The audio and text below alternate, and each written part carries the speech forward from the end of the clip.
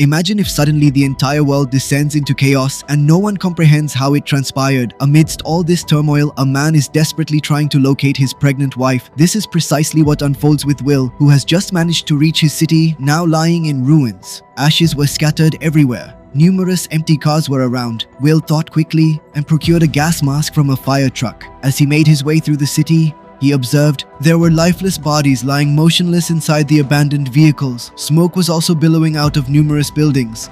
Eventually, he arrived at the structure where they also had an apartment. He ascended the fire escape and entered through the window, but the building had already crumbled. There was a message on a wall from Samantha indicating her whereabouts. Now, he set off once more in the car to locate his wife. He started thinking about how just 2 or 3 days ago, everything was perfectly fine. Will was at the hospital with his girlfriend Samantha. There, they received the good news that they were going to have a son. A little later, Will left for the airport. Before leaving, he said he would ask her father for her hand in marriage. Upon reaching Chicago, Will first attended all his business meetings and then went to Samantha's parents, Paula and Tom's house. The atmosphere at the house seemed quite serious. At that time, Tom directly asked Will what his intentions were with his daughter. He also questioned whether, if they ever separated in the future, Will would claim rights to the money they intended to give Samantha. Will responded by saying, "Look, I earn good money. I'm not marrying your daughter for money. She is the love of my life." However, for some reason, Tom couldn't believe anything Will said. This led to an argument between them. Paula tried to intervene and stop the fight, but the situation worsened. In the end, Paula told Will to leave. They sent him home saying, "Look, it's very late, so you should go." The next morning, Will woke up to a video call from Samantha. Seeing the phone, he realized he was late for his return flight. Samantha had called to find out how the meeting with her parents went last night, but suddenly the power went out where Samantha was. She said it felt very strange. There were odd noises during the call, some disturbances on the screen, and then the call suddenly dropped. Bill kept trying to call repeatedly, but no one was answering. When he reached the airport, he found out that all flights had been cancelled. The news was reporting that a severe earthquake had struck near California. Shortly after, the new signal went out and the entire airport lost power. Without wasting time, Will decided to take a taxi, and when he offered the driver some extra money, he agreed. The taxi went straight to Samantha's parents' house. Will explained the whole situation to Paul and Tom through the window.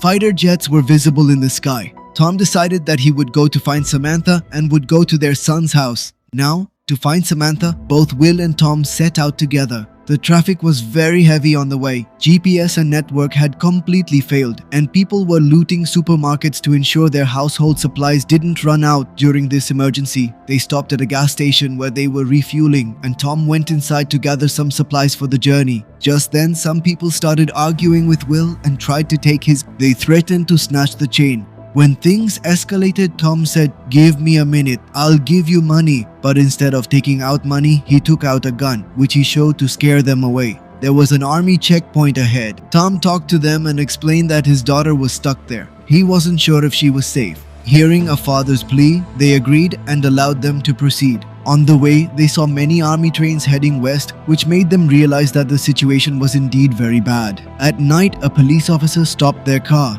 Tom immediately realized that this wasn't a real police officer, but rather an ordinary man who had stolen a police car.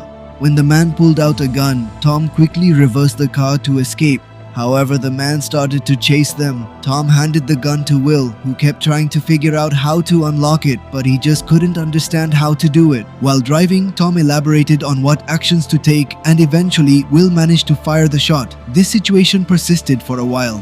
Then Tom skillfully maneuvered the vehicle in such a manner that the fake police officer's car collided. A short distance ahead, they encountered some deer on the road. Tom swerved to avoid them, and soon they experienced an accident as well. Meanwhile, the fake police officer caught up with them once more. He began threatening Bill, but Tom launched an attack from behind and rendered him unconscious. Now, Tom's ribs were quite. They successfully utilized the fake police officer's vehicle to extricate their own car. The following day, they reached a trailer park where the residents were quite skeptical of them, but they encountered Ricky at a garage. Observing their dire condition, Ricky consented to repair their car. The radio broadcasted that merely shortwaves and signals were operational. There had been absolutely no response from the government regarding the events that had transpired. Nobody understood what was occurring or the manner in which it was unfolding. Birds were soaring in an exceedingly peculiar fashion in the sky. Something was definitely about to go wrong. In the washroom, Tom checked his injury. It had worsened a lot. Ricky also mentioned the car was only temporarily fixed and might break down anytime. "Don't say I didn't warn you," she said. Hearing Ricky's plan to go to California, Tom made her an offer. He said, "I'll pay you to come with me. In this manner, you will be nearer to your intended destination, and in exchange, whenever our vehicle encounters a breakdown, you can repair it." After contemplating for a moment, Ricky consented, but she requested additional payment. Subsequently, they loaded all of Ricky's equipment into the automobile and swiftly departed. As evening approached, they observed a vehicle trailing them. They promptly halted the car and extinguished the lights. They waited in silence until the other vehicle drove past them. Then, they utilized their taillights as a guide and commenced following that car. A little later, Ricky checked her compass and its needle was spinning very rapidly, as if there was some strange change in the Earth's magnetic field. Just then, another car came from the side of their road. They had to avoid it quickly. The car they were following collided with this new car, and both vehicles went off the road. Will checked the first car, but no one had survived. They observed the second automobile, where a woman had unfortunately passed away, but her spouse was still alive, attempting to communicate something. However, no sound emerged from his throat, and his condition appeared extremely critical. When Ricky proposed to Will that they should transport him to the hospital, Tom firmly declined, arguing that the hospital was too distant and he would likely perish en route. Tom and Will re-entered the vehicle, but Ricky lingered outside, scrutinizing the bodies intently as though she was trying to comprehend something. Then, another vehicle came to a halt. Some peculiar-looking men emerged from the vehicle. Tom became vigilant. He accelerated the car to distance themselves swiftly, but Will objected and insisted on taking Ricky first. Subsequently, Tom hastily got Ricky inside and sped away. We noted that if Will hadn't insisted, Tom might not have taken Ricky along. Ricky felt quite upset that they were considering leaving her behind, and she declared that she wouldn't repair the car now. Then Tom gave the car a gentle jolt, causing Vicky's face to bump into the front seat. After a brief period, when they paused to refuel the vehicle, Ricky and Will observed some peculiar-looking clouds. It appeared as though something was amiss. Abruptly, lightning struck a nearby utility pole, and a dreadful storm commenced. Witnessing all of this so unexpectedly, they became somewhat anxious. Tom was experiencing significant difficulty maneuvering the car at this point. Even with the car's headlights on, the road was scarcely visible. They made the decision to pause beneath the bridge until the rain ceased. The following morning, the weather was favorable, so their journey recommenced. As they drove past a radio tower, the car intercepted a radio broadcast. The reporter announced that there was a complete lack of internet service available everywhere. Mobile phones were out of network coverage, and despite numerous attempts, no information could be acquired from the government. Before long, the three of them arrived at the outskirts of a city where individuals had obstructed the road with their vehicles. The sheriff looked at them carefully and refused to let them in. But when Will mentioned that he knew some people from the area and gave their names to the sheriff, he agreed. Soon, Will reached the home of an old friend, Mac. She was very distressed. She explained that she hadn't been able to contact her husband. He had gone on a business trip, and then suddenly all this happened. Will took the opportunity to take a shower, did some maintenance on the car, and Tom filled up the water bottles. She was crying continuously, remembering her husband. Will consoled her, saying everything would be alright, not to worry, but he couldn't stay with her for long. Then they got back on the road. Shortly after, they saw a lot of smoke. It turned out that a military plane had crashed there. Everyone was thinking that perhaps the country had been attacked. A little while later, they reached a quarter park and started looking for things that might be useful to them. She jumped into the pool, but the water was very hot when a military helicopter was seen flying overhead. They quietly started searching for things around them, but seeing the state of the place, all three of them felt that people had already taken everything from there. The cash register was empty and all the car's tires were slashed, but the petrol cans could be filled. Tom couldn't carry much weight due to his injury, so Will took on the responsibility. At night, when they were passing by an antenna, notifications started coming on their phones.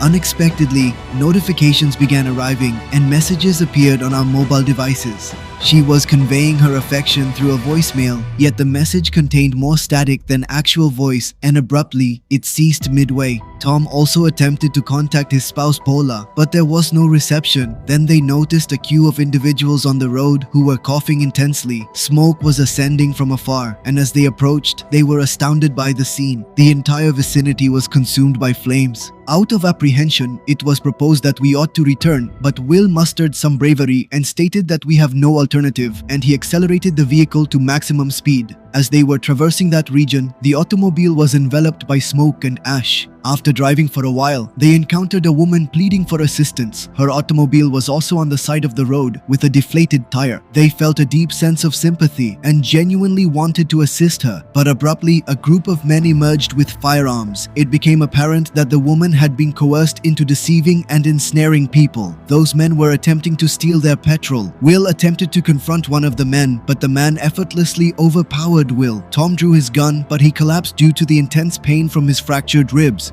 Subsequently, those men compelled Ricky to replenish the gas and absconded with the remaining petrol containers. The trio entered the vehicle, and Bill invited the woman to accompany them, but she chose to remain with her unconscious spouse. Following that, a car pursuit ensued amidst a significant amount of smoke. They initiated gunfire from the front, prompting Will to collide their car with his own. Tom was incessantly coughing and couldn't manage the gun, so he relinquished it to be utilized. Even though several shots missed their target, Ricky successfully managed to shoot their tire, causing it to blow out and resulting in their car overturning. Ricky swiftly attempted to seize the petrol cans, and one man was holding onto the cans tightly. Ricky succeeded in retrieving one can, but then Will observed that petrol was leaking from the car, posing a risk of explosion at any moment. Consequently, he instructed Ricky to run. Fortunately, they were a considerable distance away when their car exploded. After some time had passed, Ricky requested Will to bring the car to a halt, and then she exited the vehicle. She felt awful for causing the deaths of those individuals who perished in the car accident. Had she not fired, their car might not have crashed and they might still be alive. However, Tom and Will reassured her that she had in fact saved their lives. If she hadn't taken action, those people would have killed them. They were indeed shooting at us, weren't they? Ricky then said, "Please give me some time alone," and Will respected her wish. As the sun gradually began to rise, Ricky still had not returned. Will called out her name, but there was no response. Several of their belongings were missing as well. Then Tom remarked that perhaps they should not have brought Ricky along. After halting for a brief period, they proceeded onward once more. Abruptly, Tom began to cough up blood, prompting them to halt at a crash site where numerous vehicles and a train were present. Will intended to locate some gasoline there. Upon Will's return, he observed that Tom was experiencing difficulty breathing, possibly due to a fragment of his rib having punctured his lung. Will swiftly inserted a needle into Tom's chest to alleviate some pressure, which made it somewhat easier for Tom to breathe. They proceeded onward once more, and Tom requested that Will make a solemn promise to look after his daughter Samantha. They reminisced about cherished memories from their past experiences together, and Tom ultimately acknowledged that Will was truly a good-hearted individual. He was aware that Samantha was expecting a child and was now assured that Will would be a suitable father figure. As evening approached and they were traversing a bridge, they noticed numerous abandoned vehicles. Subsequently, several men armed with weapons emerged in their path. "Please move aside. I'm taking my friend to the hospital," but those people didn't let Will go further. Will realized that if he stayed there, he would get into big trouble. He quickly reversed the car and two men on bikes started chasing him, but Will maneuvered the car in such a way that both bikers crashed. Now he could move forward, but a truck was blocking their way.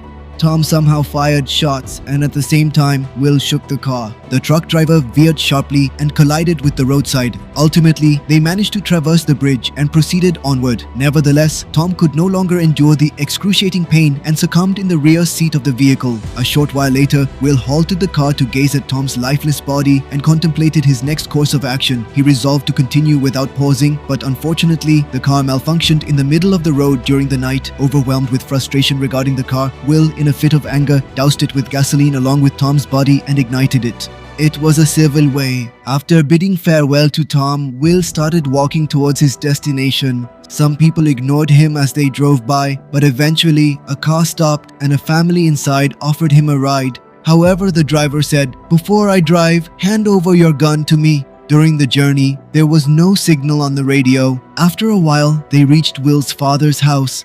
There, Will told the family, "You can take whatever you want from here. In return, give me your car," and they agreed to the deal. And before leaving, Will took back his gun.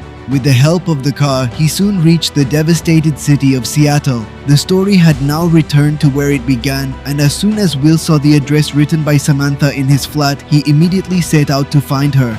As soon as he arrived, a man named Jeremiah pointed a gun at him and asked, "Who are you and what do you want?" But after circumstances settled down somewhat, Will informed Samantha regarding her father. Will additionally mentioned that if it hadn't been for him, he might not have reached this point. In the midst of the night, Will abruptly awoke. He ventured outside and observed that there were some belongings, and Jeremiah was seated there attending to the fire, so he joined him. It was being reported that everything that transpired was due to a colossal earthquake. The police had also warned everyone to evacuate the city. However, it was said that it didn't seem like an earthquake. A country had definitely dropped a nuclear bomb on us. Things happened so fast that no one understood anything. But Will Cost didn't find this believable because if that were the case, he had just come from the city and would have died from radiation by now. Meanwhile, Jeremiah kept asking Will for his gun repeatedly. The whole situation seemed quite strange. At that particular moment, she concurred with Bill. Well, they both reunited after such an extended period, and as soon as they had some time, affection blossomed. However, then suddenly, Mills sensed someone was peering into her vehicle. It was none other than Jeremiah. The following day, when Will inquired about it, he mentioned that he was merely chasing away 2 children from that location. They fled towards the forest, and if you don't believe me, let's go there. Their campsite will be there. In the dense jungle, they discovered nothing except for deer. It was evident that something was amiss with Jeremiah, so he loudly proclaimed, "I am taking Samantha with me from this place. Will you accompany us as well, brother?" To this, Jairam responded that Samantha was not allowed to go anywhere. He aimed his firearm towards Will, but Will discharged his weapon first. Suddenly, a menacing dark cloud was swiftly advancing towards them. Quickly called Samantha, and they both got into the car and drove away. They were speeding away in the car with a sandstorm chasing them. This is where the movie ends. We can only hope they survived. If you liked the video, please give it a like and consider subscribing. See you in the next video.